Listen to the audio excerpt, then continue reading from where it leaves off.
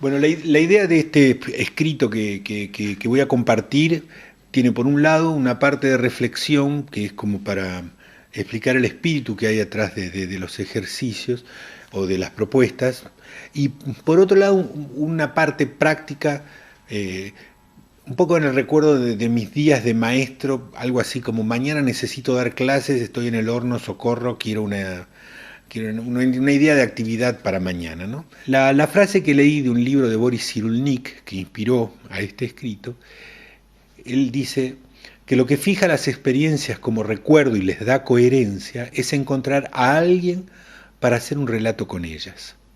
Voy de nuevo. Lo que le fija las experiencias como recuerdo y les da coherencia es encontrar a alguien para hacer un relato con ellos. Y eso me gustó mucho, esa afirmación. Por una parte dice, separa, una cosa son las experiencias y otra cosa son los recuerdos. Es decir, tenemos experiencias, pero cómo se organizarán como recuerdos en nuestro interior depende de un relato. Y el relato depende de otros, ¿no? ¿A qué otro le vamos a hacer ese relato o qué otro participará de ese relato en nosotros? Entonces, por una parte, experiencias, y esas experiencias todavía se están, salvo extremos, en un tono no neutro, pero todavía no fijada en torno a un sentido hasta que forman parte de un relato. Entonces, lo que desarrolla en el escrito es un poco esta idea, las consecuencias de esta idea, y algunas sugerencias, actividades, consejos prácticos para el aula. O sea, ¿qué podemos hacer con los chicos o con los chicos en nuestra casa? Entonces, por una parte, enseñarles a contar y por otra parte, enseñarles a oír. Y doy un par de ejemplos que a mí me gustan mucho. Uno del maestro, de un maestro que cito mucho, Marcos de Lepiane, maestro en San Martín de los Andes, en escuela primaria, que me contaba que todos los lunes, para aterrizar un poco el caos y la energía con la que venían los chicos del fin de semana y la excitación de encontrarse con sus compañeros en la escuela, segundo grado, tercer grado, lo que resolvió era la primera hora, lo voy a decir yo con mis palabras, él no lo decía así, darla por perdida. Darla por perdida quería decir, bueno, hacían una ronda y cada uno contaba qué había pasado el fin de semana. ¿Qué había pasado el fin de semana? Entonces contaban, se desahogaban y todo el lunes transcurría con normalidad. Y eso me pareció riquísimo, interesantísimo. Primero porque da lugar a las experiencias de los chicos, ¿no? Si no, se asume que el chico cuando llega a la escuela es como un recipiente siempre dispuesto a que se carguen cosas, a que se llenen con cosas.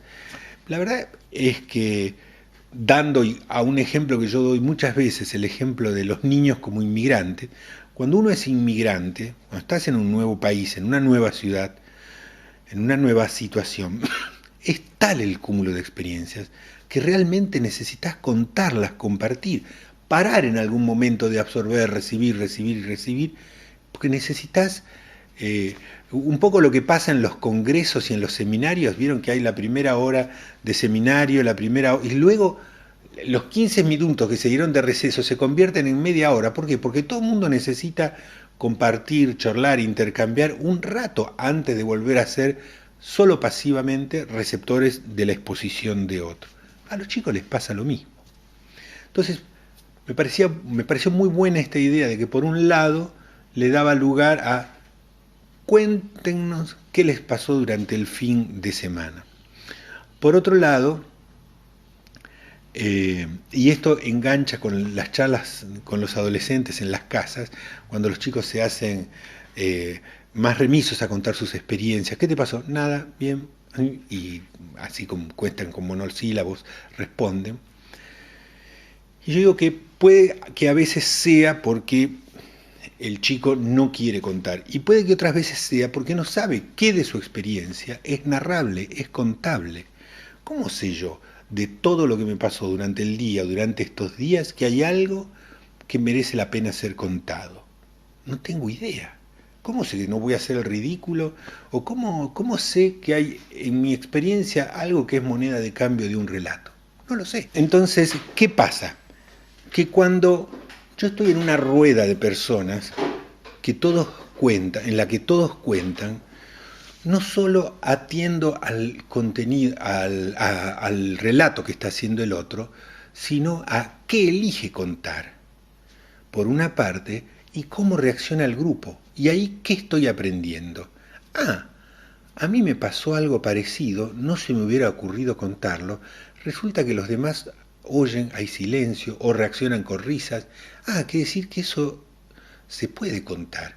Y aprendo a qué es narrable en este grupo del que formo parte, ¿no? Entonces, por una parte, aprenden a oír a los demás, y con eso a ir armándose ellos como narradores de sus propias experiencias.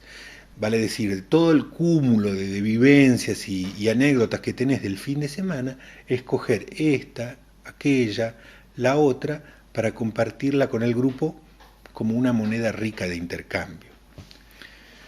Entonces, en el tema de las charlas con adolescentes y incluso la canción esta que yo hago de humor, que contestan nada más bien, nada, eh, un poco la sugerencia que doy en algunas charlas es, usted quiere que su hijo comparte experiencia con usted, no hay, por ahí la estrategia puede ser preguntar demuestra interés, puede ser, pero a veces no es la mejor estrategia. No todos nos sentimos cómodos contando, ni nos ayuda que nos pregunten. No necesariamente la pregunta ayuda a contar. ¿Qué hace uno entonces? Comparte, cuenta uno. ¿Sí?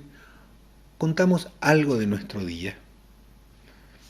No sé si la respuesta va a ser inmediata ese día o unos días después. Comparto hoy durante el día esto y esto y esto y esto y lo otro. Cuento el transcurrir de mi día, algunas cosas que me interesan compartir. Con eso estoy enseñando entonces lo que es narrable para mí, lo que me gusta compartir con él y lo que me gustaría que él me comparta. Y por otra parte estoy moviendo a la empatía, ¿no? A provocar la resonancia en que nazca un mismo relato. Entonces, para terminar, el escrito este que va a estar en forma de PDF tiene unas propuestas de actividades a partir no de qué idea se me ocurre contar, ¿no? Generalmente la creatividad se basa o se la presenta como que nace o el puntapié lo da una idea nueva. No, vamos a imaginarnos un receptor, alguien que nos oye. Y a partir de imaginarnos a alguien que nos oye, distintos a alguien que nos oye, van a surgir distintos relatos. Porque esa es otra cosa de la afirmación de Boris Cyrulnik, que podemos hacer como un desarrollo. ¿Qué implica eso que él dijo? Si para hacer un relato tiene que haber un otro, resulta que no hay un otro que es siempre el mismo, neutro, objetivo. No. Hoy es un compañero de viaje en un autobús, mañana es alguien que se sienta al lado en el banco, pasado es, no sé, el otro cambia. Y entonces cambia nuestro relato también. Y ahí entonces hay una propuesta de varias actividades.